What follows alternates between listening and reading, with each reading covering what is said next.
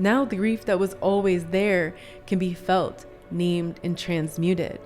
This is what field access means. We're being invited into the pattern that generated the pain so we can complete it rather than carry it forward. 2020 was the morphic detonation. It moved the tectonic plates beneath humanity. Yet it wasn't merely an event in time, but a seismic shattering in the collective field. It was the moment the ancestral grief reservoir breached its containment and the return of memory began to flood the collective subconscious like a tsunami. Not everyone felt it consciously. We all reacted at first, defensively, based on our personal and ancestral trauma. Yet over the recent years, more people are starting to feel it more consciously. We're hearing the calling to transmute the trauma for ourselves and on behalf of our lineage, as well as an act of planetary service.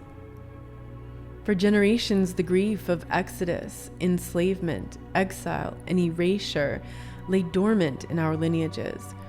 It didn't disappear, it encoded in blood, breath, silence.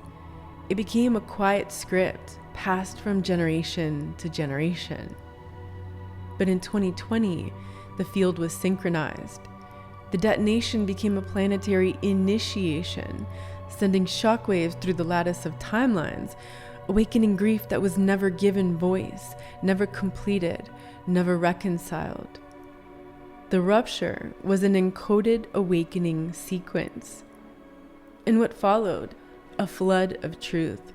The more they tried to censor, the more people began waking up from their exile from truth. A rising of somatic awareness. The more pain that was inflicted, the more people began to feel a connection with their bodies. A turning inward not just to self, but to lineage. And in that turning, many began to remember what had long been exiled from history, from ancestry, from identity, from soul.